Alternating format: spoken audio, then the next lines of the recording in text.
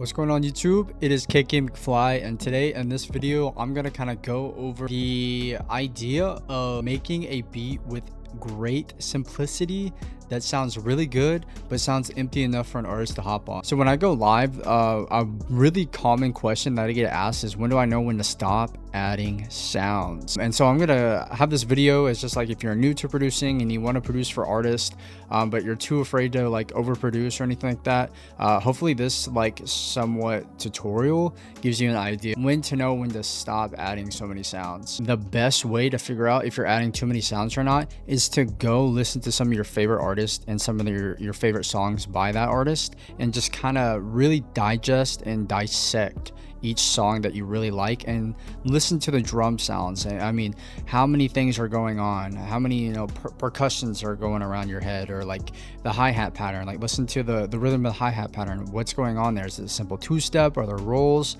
And then just listen to like the 808 patterns and stuff. When you really dissect songs, you'll realize just truly how simple they are. An example of an artist that fills the space really good but has like some of the most simplest drummed beats is Drake. Songs like Janice, STFU, Laugh Now, Cry Later, like those are like really good examples of like keeping it super simple but keeping it super unique at the same time. A quick thing, when you make beats, keep in mind it's for the artist. It's not to impress other producers. I know we want to show off our own talent and our own skill, and we want to show everybody what we got, but when it comes to song making and really getting songs placed with artists, you really just have to keep it super simple, and you just really have to, it's like its own art in itself. To keep it super simple but make sure every little piece of the puzzle fits together and is a smooth transition.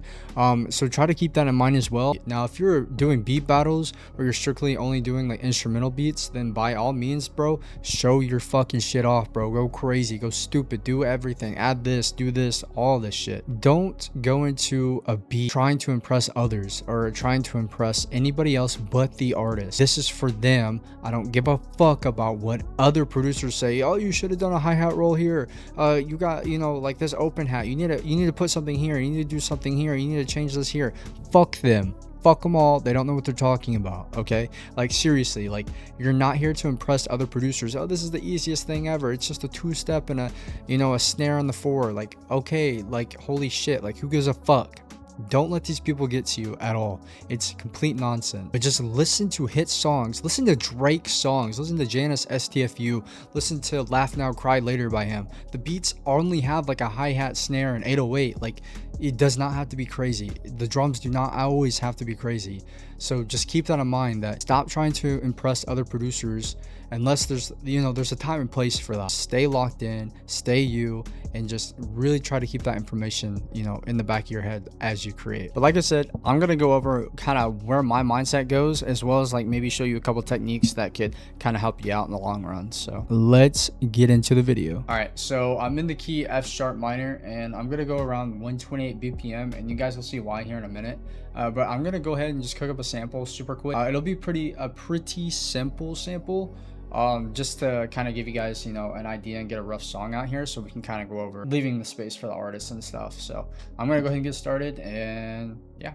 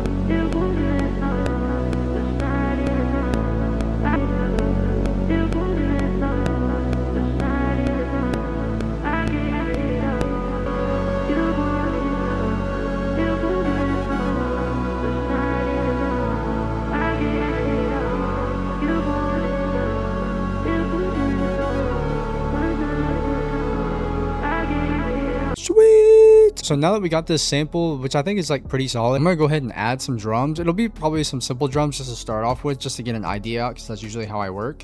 But then afterwards, I'll kind of show you and kind of tell you guys like exactly where my mind goes once I start thinking if I need to add any other drum sounds or if I should just leave it how it is.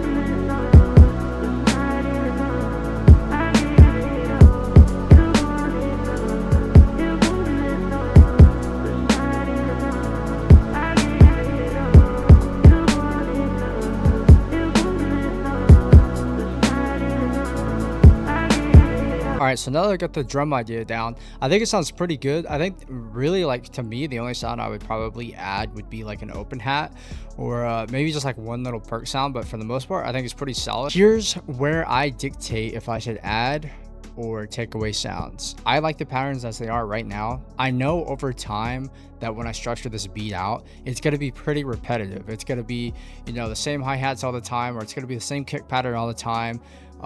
Even though I'm switching melodies, like there is a trick that, you know, if you switch melodies or you add or take away a melody, it's like a whole new life, and you can keep the same drum sounds and drum pattern and stuff.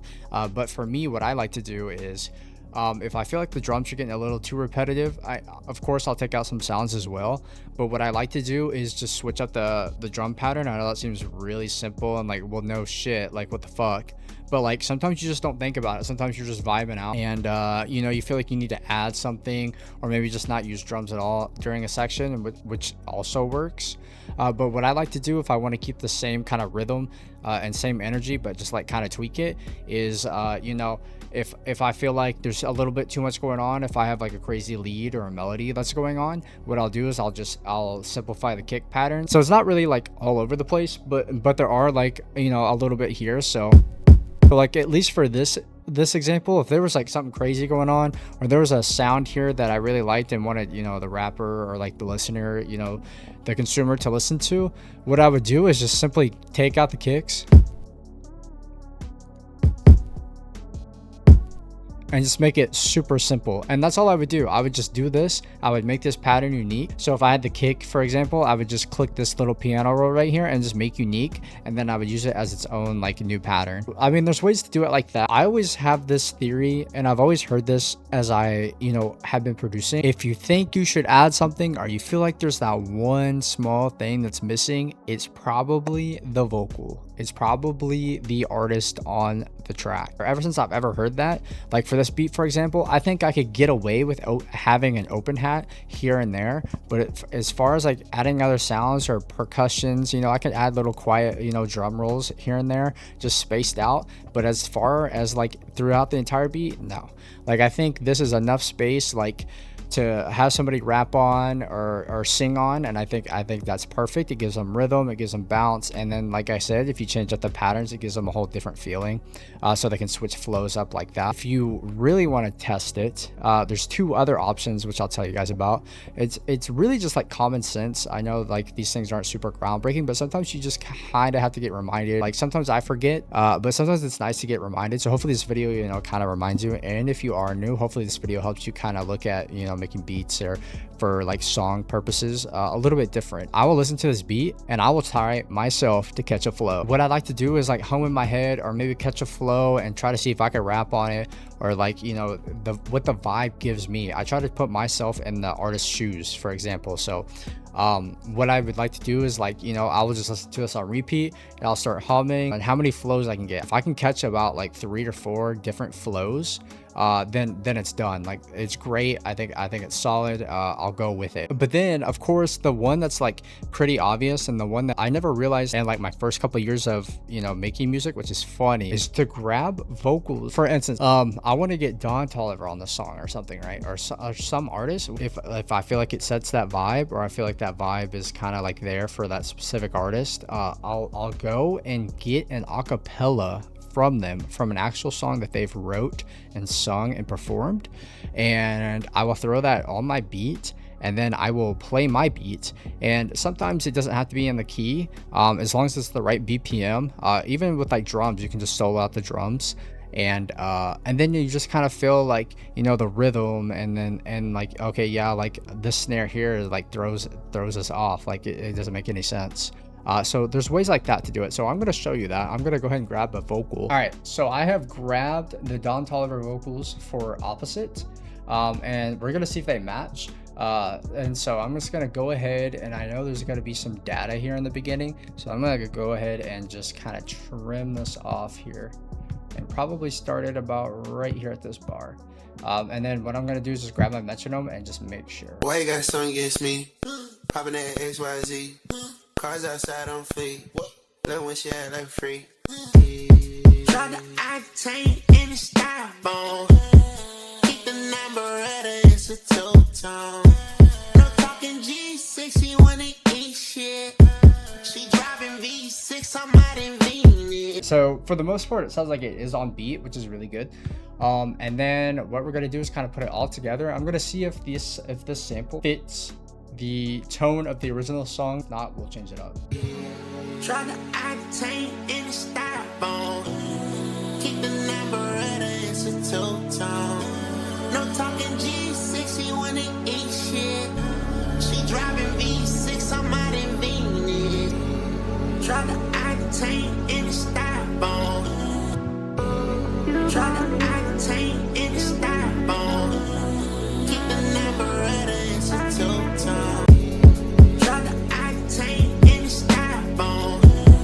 Keep the number at her, it's a two-tone. This is when you kind of start to experiment, or at least like for me in this instance. So now what I would do is just kind of turn sounds on and off. I would move sounds here and there, and try to get an idea of, you know, a little bit more space. But to me, when I hear this, when I hear everything as far as like what's here right now, I think this is perfect. This is enough space, and I could probably even add an open hat that I was talking about, if I just kind of slide it in at a, you know, a certain point of the beat. But yeah, like as far as this goes, I think this beat is, you know, is done. I can hear, you know, all parts of him, whether he's rapping, whether he's singing. In my personal opinion, like I said, guys, take this with a fucking grain of salt. I'm just saying what I would do. I honestly just kind of like the whole paddage thing going on. You know, we've got the little bit of lead for a little bit of differentiation, and then a little bit of ear candy. That's the whole thing. That's literally the whole video. Just as a recap, what I would do is just either try to rap or hum on it yourself as you're making the beat, and do that once you start questioning if you need to add more sounds, or if you think it's pretty solid. Go listen to some of your artist's favorite songs and just listen to the simplicity of the drums and the structure.